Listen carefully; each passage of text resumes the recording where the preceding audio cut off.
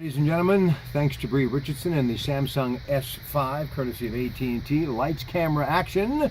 Here we go. Time to talk sports for a Monday night with our sports director at News Radio 1020, KDKA. Matt Murray is on the ice, but will he be in the game at the historic Madison Square Garden, or could possibly Marc-Andre Fleury be back? I think it's Barrasso. I think he's going to be starting. That's a throwback. It won't be Matt Murray. I'm not sure about Marc-Andre Fleury. I mean, Fleury says he hasn't been cleared. He wakes up every morning hoping that he'll be able to play. And it may truly be a game-time decision. I would expect to see him on the ice. But at this point, Jeff Zatkoff is probably going to be the goalie from here on out, and, until we know more. Fleury keeps practicing. That's what's so strange. But when he gets up and gets ready to go into a game, he's just not ready. Yeah, and I know he's been out since the end of March, and you really have to wonder if he will be back or not because of concussion protocol in all of sports. You just never know, and it's more than day to day. They're going to take a very close look before he laces them up again and gets back into that postseason mode that is the National Hockey League.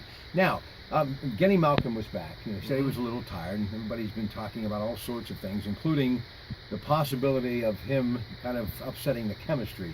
Yeah. I don't buy that. Well, I don't buy when fans say that he should sit because they're better without him. But what I do think is there are times, and the Penguins have done this historically over the last few years, when their main guys are all playing, they don't play the way they should. It's almost like, okay, we've got the whole gang back. We don't need to play this same way. They have been relentless over the last few weeks of the regular season. Overachieving. Relentless. Right. And they had to because they were without Malkin. And they were, for a little bit, were without Fleury. And they felt like they had to play to a higher level. I didn't see that in Game 2.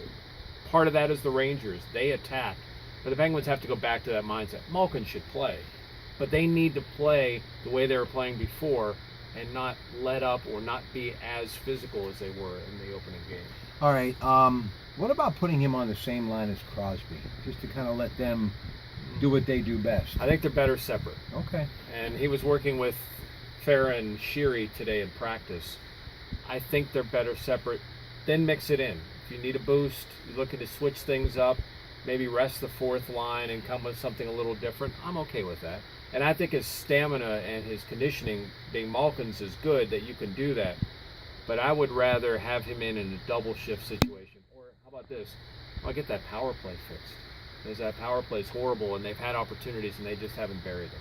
How about Washington, though, man? They're off to a fast start against the Flyers, huh? Yeah, they're playing tonight in Philly and could take a 3-0 lead, and that would end that series. Philly led in. Steve, did you see that terrible goal that Mason led in from across ice?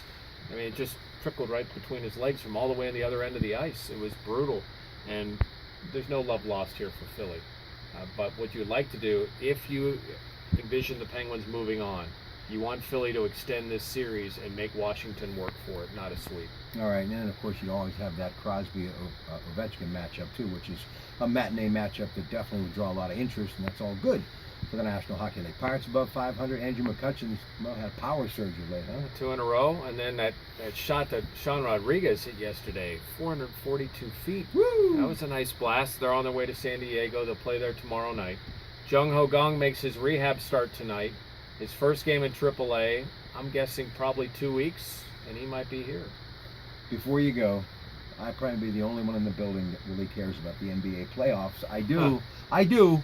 But you being, from Ohio State, you know a little bit about the Buckeye State.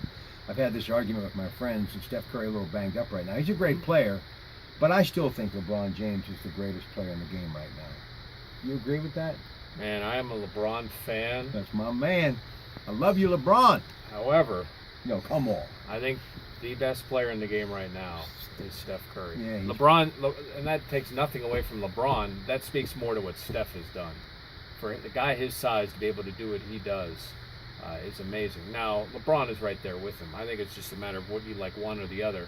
And LeBron physically can do a lot more to impose his will than Steph. But, I mean, that guy is ridiculous. He is an offensive machine. All right, better throwback jersey. World B free with Cleveland or Rick Barry with Golden State? Either one's pretty good. Yeah, those old Cavs, they've had a whole variety of uniforms with bad teams in them. Hey, last thing. I do love the NBA very much. I can't help it. Just can't get enough of it. Any closing thoughts about the Masters at all? I still can't believe what Jordan Spieth did, and I'm waiting for him to return to see how he recovers.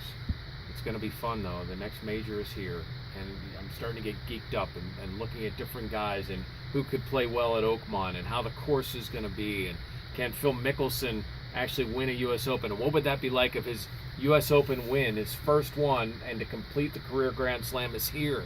Like, anyway, there's so many great stories, and all these guys are going to be descending on Pittsburgh in just, 6 weeks, 2 months, whatever it is. 2 months from now, it's going to be awesome. And from the clock on the wall, you have to go do sports somewhere. So, I do. Ladies and gentlemen, Jeff Hathorn, enjoy always 93.7 The Fan for your Pirates and great sports every 20 minutes. And on the KDK Afternoon News with Mangino and Duffy on News Radio 1020 KDKA.